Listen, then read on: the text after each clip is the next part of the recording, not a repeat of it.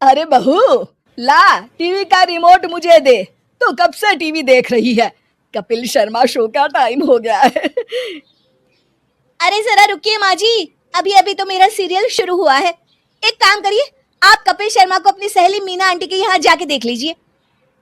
अरे तू खुद क्यों नहीं चली जाती अपनी उस नक्चड़ी सहेली कमला के यहाँ? है बड़ी आई मुझे भेजने वाली।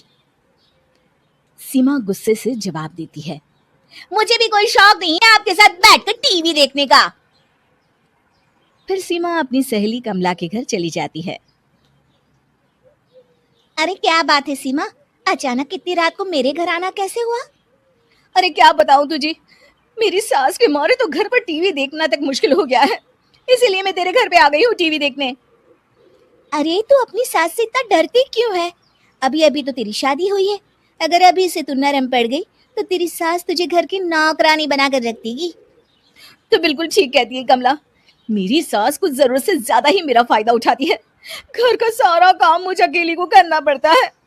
तो चिंता मत कर, बहुत आसान तरीका है।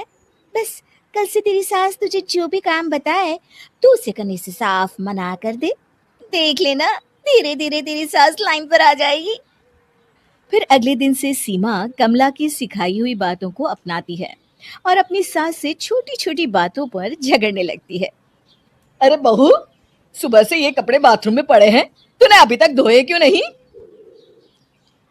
माँ जी आज मेरी तबीयत ठीक नहीं है, आप धो लीजिए कपड़े। ऐसे भी मैं तो रोज धोती हूँ ना, घर का थोड़ा बहुत काम आप भी कर लिया कीजिए।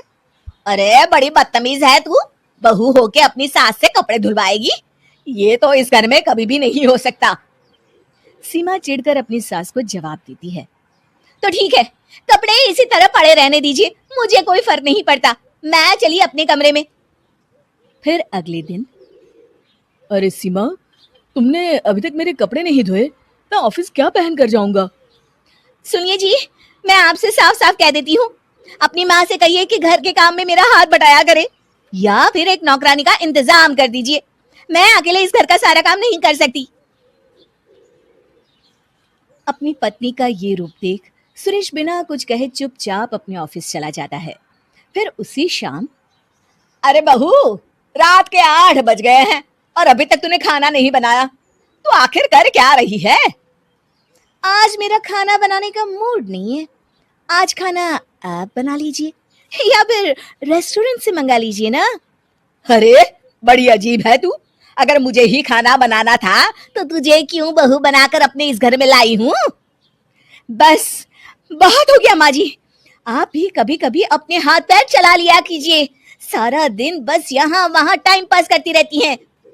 हे भगवान, वो कौन सी मनहूस घड़ी थी जब मैं इसे अपनी बहू बनाकर इस घर में लाई थी। अरे माँ जी, किस्मत तो मेरी फूट गई है जो मुझे आप जैसी सास मिली है। फिर दोनों एक दूसरे से नाराज होकर अपने अपने कमरे में चली जाती है। थोड़ी देर के बाद सुरेश और उसके पिताजी दफ्तर से घर लौटते हैं। आज घर में खाना नहीं बना है, ये देखकर सुरेश अपने पिताजी से कहता है, पिताजी, अब पानी सर के ऊपर निकल चुका है, इन दोनों की सुलह कराने के लिए हमें ही कुछ करना पड़ेगा। सुरेश के पिताजी सुरेश से सहमति जताते हुए कहते हैं, तुम बिल्कुल ठीक कहते हो बेटा, मेरे पास एक बढ़िया उपाय है। फिर अगले दिन सुरेश का बेटा राजू अपनी माँ सीमा के पास जाता है। मामा देखो देखो, दादी ने आपके लिए क्या भेजा है। राजू सीमा को एक छोटा सा बॉक्स देता है। सीमा बॉक्स खोलकर देखती है तो उसके अंदर एक सोने का हार था। ये देखकर सीमा की आंखें फटी की फटी रह जाती है। माँ जी ने ये हार मेरे लिए भेजा है।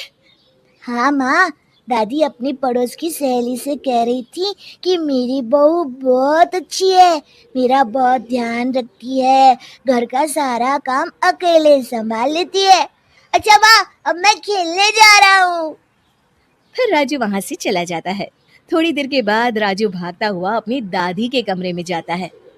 दादी दादी, देखिए माँ ने आपके लिए क्या भेजा है। राजू अपनी दादी को एक थैला देता है। सीमा की सास थैले के अंदर सुंदर सी साड़ी देखकर कहती है, अरे इतनी सुंदर साड़ी बहू मेरे लिए लेकर आई है।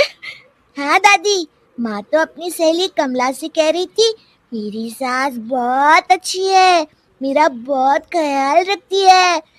अच्छा दादी, अब मैं खेलने जा रहा हूँ। सीमा की सास तुरंत उठकर सीमा के कमरे में जाती हैं और सीमा से कहती हैं, अरे बहू, मुझे माफ कर दे, मैंने तुझे समझने में बहुत बड़ी गलती कर दी। अरे माँ जी, ये आप क्या कह रही हैं? माफ़ी तो मुझे आपसे मांगनी चाहिए, आप तो मेरी माँ समान हैं। और फिर दोनों खुशी खुशी एक दूसरे के गले लग जाती हैं। सुरेश और उसके पिताजी थोड़ी दूर पर खड़े होकर मुस्कुराते हुए ये नजारा देख रहे होते हैं।